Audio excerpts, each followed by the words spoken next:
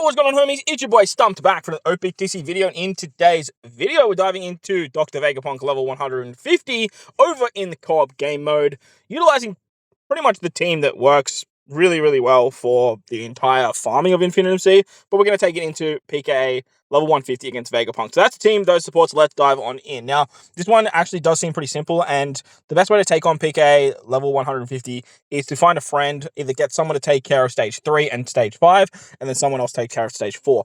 However, with this particular PKA, the final stage just throws so much at you, and mainly the captain swap is the big problem. So what you can do is, if you can get someone to take care of turn 3, and then the other person take care of turn 4 and 5, you can actually utilize the skip button to your advantage. So that way, your friend can take care of turn 3, go into turn 5, cop all the debuffs, and then swap back out to you, or vice versa, however you want to do it. So that way you can take care of each stage respectively. So as you can see, I swapped over to Shiro on turn 1, just because he's going to be the one that takes care of turn 3 for me.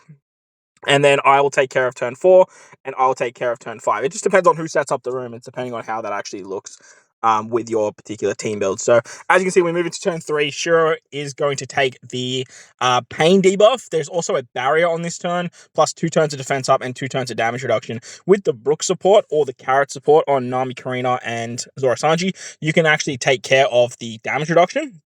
Sorry, the defense up. And then Shiro should use the EX of Luffy to bypass the barrier, as well as the damage reduction.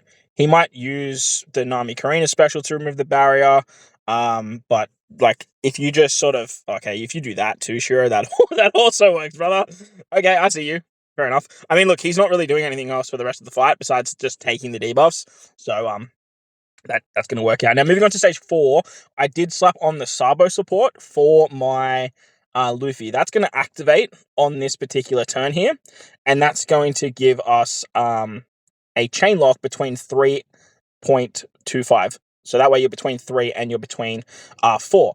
On top of that, I did bring on Usohachi. Usohachi is basically just here so he can use the giant support. That way you get around the burn. And then with that, we're just going to swap with Zora Sanji.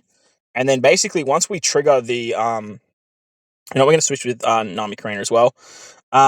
Once we trigger the, the Super Tandem, as you guys will see here, plenty of damage to take out Vega-Punk, no issues whatsoever. Then we're going to move into the final stage, and Shiro is basically, or your friend, is going to take care of all of the debuffs.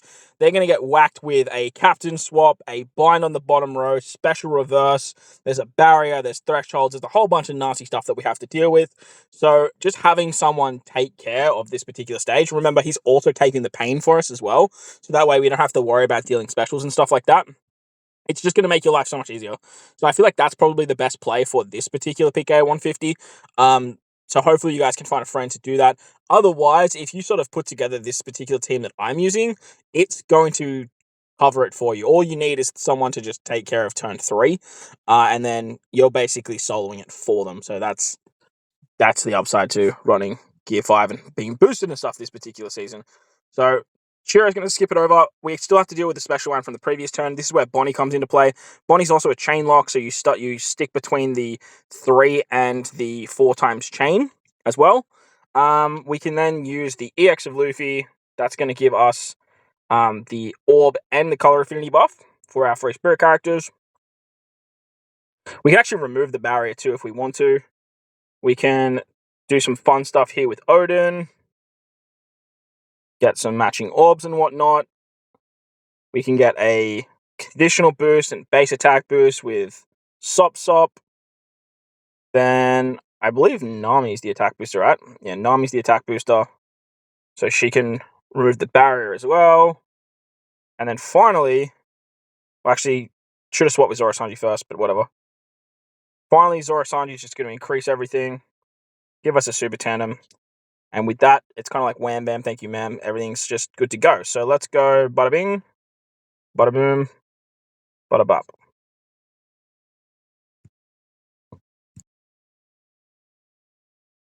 Beautiful. So there you guys go. You obviously still have to hit like quite a good amount of damage, but you don't have to tweak your farming team all that much if that's what you're using for regular Infinitum C. But that's going to wrap up the video. Hopefully you guys enjoyed it. If you did, better like button, hit the subscribe button, do all that good stuff. Most importantly, if you guys are in this beautiful world, please remember to enjoy the rest of your day. As always, homies, thank you all for watching, and I'll catch you all in the next one.